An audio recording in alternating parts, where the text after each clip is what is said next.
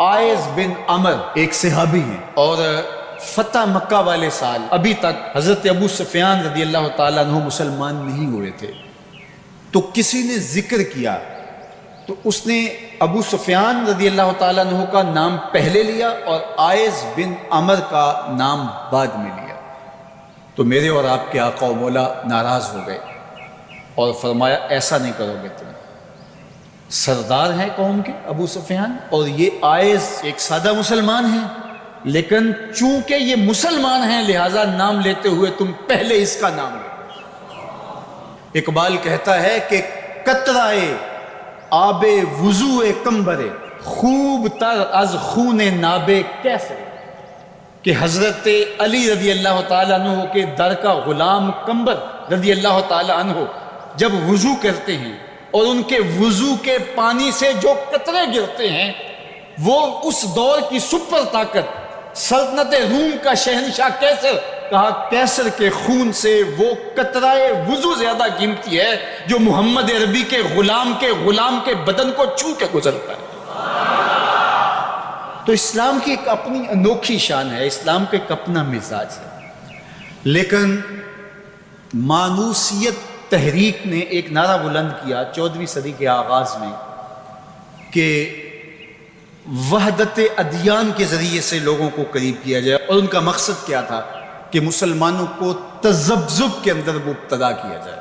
ان کو کہا جائے کہ دیکھو سارے دین کے ماننے والے لوگ ہیں، سب کو حق ہے، عمل کریں، کوئی حرج نہیں ہے، اور ایک دوسرے کے قریب ہوں، ایک دوسرے کے پاس آنا جانا رکھیں. اس طرح کے کچھ نعرے تراش کے جو ہے وہ ایک فکر انہوں نے دینا چاہیے. اور یہ فکر 14ویں صدی کے آغاز میں ہی نہیں تھی، بلکہ 14 صدیاں قبل کفار مکہ نے بھی حضور کی بارگاہ میں حاضر ہو کے کہا کہ 1 سال ہمارے بتوں کی آپ عبادت کر لیا کریں اور 1 سال آپ کے معبود کی ہم عبادت کر لیا کریں. اس کا فائدہ یہ ہوگا کہ اگر آپ کا دین سچا ہوا تو ہمیں فائدہ ہو جائے گا، ہماری آخرت اچھی ہو جائے گی، اور اگر ہمارا دین سچا ہوا تو آپ کا کام بن جائے گا. باہمی مناقشت، لڑائیاں، الجھاؤ یہ بھی نہیں ہوگا، دونوں کا فائدہ ہو جائے گا. جب انہوں نے یہ پیشکش حضور سے کی تو حضور کے سینہ اطہر پہ سورہ الکافرون کا نزول. قل یا ایھا الکافرون لا اعبد ما تعبدون، اے محبوب فرما دو کہ جن کو تم پوچھتے ہو ان کو میں نہیں پوچھتا، اور جس کو میں پوچھتا ہوں اس کو تم پوچھنے والے نہیں، اور جس کو تم پوچھتے ہو میں کبھی بھی اس کو پوچھنے والا نہیں ہوں. لکم دینکم ولی دین، تمہارا دین تمہارے ساتھ، میرا دین میرے ساتھ. تو یہ ایک الگ تشخص ہے میرے اور آپ کے آقا و مولا کے سینے پہ اتاری گئی صورت کے ذریعے سے جو واضح کیا گیا. ہر دور کے اندر ایسا ہوا، لیکن میں نے عرض کیا کہ 14ویں صدی کے اندر خاص طور پہ اس کا ڈور ڈالا گیا، اور اس وقت سے یہ تحریکیں چل رہی ہیں. اور بڑے بڑے نام ہیں، ان میں سے کچھ نام آپ بھی جانتے ہیں جو نادیدہ یا دیدہ طور پہ اس فلسفے کے زیر اثر آئے اور انہوں نے یہ تبلیغ شروع کر دی جو اسلام کی بنیادی فکر کے منافی ہے. گزشتہ دنوں پاکستان کی قومی اسمبلی کے اندر ایک مندر کی تعمیر کے حوالے سے جب بات چلی تو ایک صاحب نے کہا کہ کسی دین پر کوئی برتری حاصل نہیں ہے کہ میں مغرب میں ایک گرجا گھر میں نماز پڑھی اور انہوں نے مجھے اجازت دی ہے. وہ تو چرچ فروخت کر دیتے ہیں، تو آپ مسجد فروخت کر دیں گے؟ وہ اپنا دین ترک کر چکے ہیں، وہ تو ان کی خواہشات کا مجموعہ ہے، تحریف راہ پا چکی ہے، اور انہوں نے ان خواہشات کے نتیجے میں جو مل بیٹھ کے فیصلہ کر لے اس میں وہ اپنی عبادت گاہ کو بیچ دیتے ہیں. تو کیا ہم اپنی عبادت گاہ کو بیچ سکتے ہیں؟ ہم کہتے ہیں جی وہ دیتے ہیں تو ہم بھی دے دیں. یہ کیا بات ہوئی؟ اگر آپ نے ان کی رواداری دیکھی ہے تو ذرا اس کو اپنے سیاسی کلچر کا حصہ بنائیے، تھوڑی سی وسیع و ظرفی کا اظہار کیجئے. مسلم لیگ کے دفتر جو ہیں وہ تحریک انصاف کے لیے کھول دیجئے کہ آپ یہاں اجلاس کر سکتے ہیں، اور تحریک انصاف سے کہیے گا کہ وہ پیپلز پارٹی کے لیے، ان کو کہیے گا کہ آپ نون لیگ کے لیے اپنے دفتر کھول دیجئے. وحدت ادیان تو بعد میں ہوگی، وحدت سیاست تو ہو لے پہلے. تم سارے مسلمانوں ایک ملک کے رہنے والے ہو تو پتہ چلے جی یہ بڑے وسیع و ظرف ہیں. وہاں تم اپنے لیڈر کے لیے مر جاتے ہو، اور اسلام کوئی یتیم مذہب ہے؟ یہ محمد عربی کا لایا ہوا دین ہے. تم اپنے سیاسی مفادات پہ کوئی کمپرومائز نہیں کرتے ہو. یہ کیا تمہارا فلسفہ کہ انہوں نے اپنے چرچ میں اجازت دے دی تو ہم بھی دیں گے؟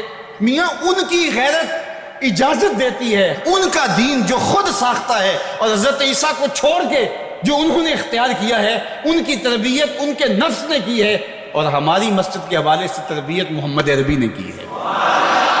ہمیں تو یہ بتایا گیا سامان مسجد نہ برائے سوختن نہ برائے فروختن، مسجد تو مسجد رہی، مسجد کے اندر جو ٹوٹی ہوئی چٹائی ہے آپ اس کو بھی نہیں بیچ سکتے۔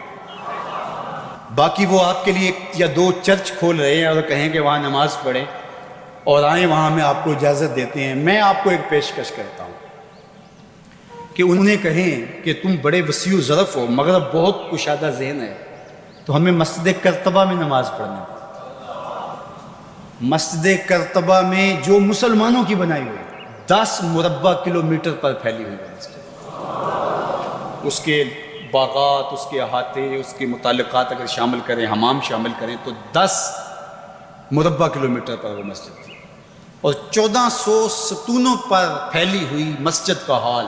اللہ اکبر، جب رات ہوتی تو اس زمانے کے اندر 7,500 مشعلے اس مسجد میں چراغاں کرتے، 30 فٹ اونچا اس کا چھت ہے، اور آج بھی وہ دیکھنے کے قابل ہے۔ اقبال نے بے ساختہ وہاں جا کے کہا تھا کہ تیرا وجود مردان خدا کی دلیل، جنہوں نے بنایا ہے پتہ چلتا ہے کوئی تھا، تیرا وجود مردان خدا کی دلیل، وہ بھی جلیل و جمیل تو بھی جلیل و جمیل، وہ بھی جلیل و جمیل تو بھی جلیل و جمیل، تیرے ستون بے شمار تیری بنا پائیدار، شام کے صحرا میں جیسے ہجوم نخیل۔ تو وہ مسلمانوں نے بنائی، 800 سال مسلمانوں نے اندلس میں حکمرانی کی، اب وہ مسجد مسلمانوں کی تعمیر کردہ وہاں موجود ہے اور گرجا گھر میں تبدیل کر دی گئی۔ 2008 میں مقامی مسلمانوں نے پوپ کو درخواست دی کہ جس رواداری کی، مذہبی رواداری کی آپ بات کرتے ہیں، اس رواداری کو قائم کرنے کے لیے ایسا کیا جائے کہ ہمیں بھی اس مسجد میں نماز پڑھنے کی اجازت دی جائے۔ یہاں گرجا گھر ہے، تصویریں لگی ہوئی ہیں، اور وہ آ کے عبادت کرتے ہیں عیسائی، تو ہم بھی ایک گوشے میں عبادت کر لیا کریں۔ مغرب جس رواداری کا پرچار کرتا ہے اس کا عملی ظہور ہو جائے، لیکن پذیرائی نہیں بخشی گئی۔ کہاں گئے وسیع و ظرف؟ تم کہتے ہو گرجوں میں نماز پڑھنے دیتی ہے، تو وہاں 2 رکعت پڑھ کے 2011 میں اللہ نے توفیق دی تو مجھے شوق تھا کہ میں مسجد کرتبہ دیکھوں۔ بچپن سے پڑھتے آئے، مسجد کرتبہ کی یادیں خیالوں میں نقش تھیں۔ تو جب میں وہاں پہنچا تو وہ دروازے پہ بتا دیتے ہیں کہ یہاں نماز کی اجازت نہیں ہے، تو اب وہ مسجد جہاں قدم قدم پہ اہل علم اور اولیاء کی پیشانیوں اور سجدوں کے نشان موجود ہیں، اب مجھے تو گوارا نہ ہوا کہ میں جوتا پہن کے جاؤں، تو میں نے جوتا اتار کے ایک سمت رکھ دیا اور مسجد میں داخل ہوا۔ تو سیکورٹی کے لوگ میرے پیچھے بھاگے اور کہنے لگے کہ آپ یوں نہیں پھر سکتے۔ میں نے کہا کیوں؟ کہتے آپ نے جوتے اتارے ہوئے۔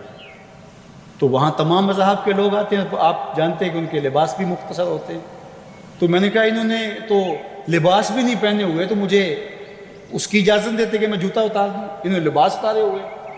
تو وہ کہنے لگے جی نہیں۔ میں نے کہا مجھے بات سمجھاؤ کس طرح۔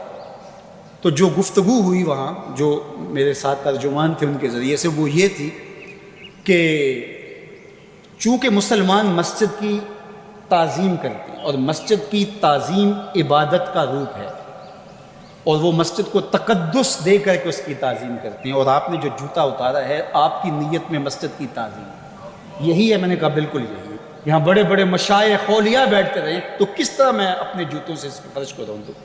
تو انہوں نے کہا جی ہم اجازت نہیں دیں۔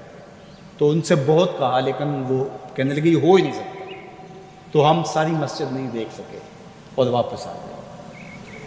اور 2014 میں پھر دوبارہ جانا ہوا، پھر یہی میرے ساتھ مسئلہ ہوا۔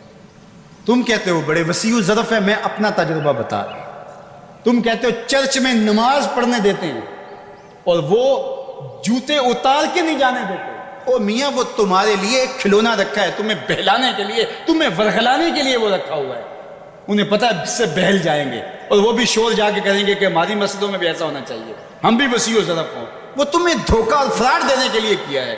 اقبال نے کہا تھا اندروں تاریخ تر از چنگیز، یہ بظاہر میٹھے میٹھے لگتے ہیں لیکن ان کا اندر چنگیز سے بھی زیادہ تاریخ ہے۔ تو جو گرجے فروخت کر دیتے ہیں، آج آیا صوفیہ کہ ان کو کیوں تکلیف ہو گئی؟ اور وہ سلطان محمد الفاتح نے خریدی ہوئی ہے، اور آج آیا صوفیہ سجدوں سے آزاد ہو رہی ہے۔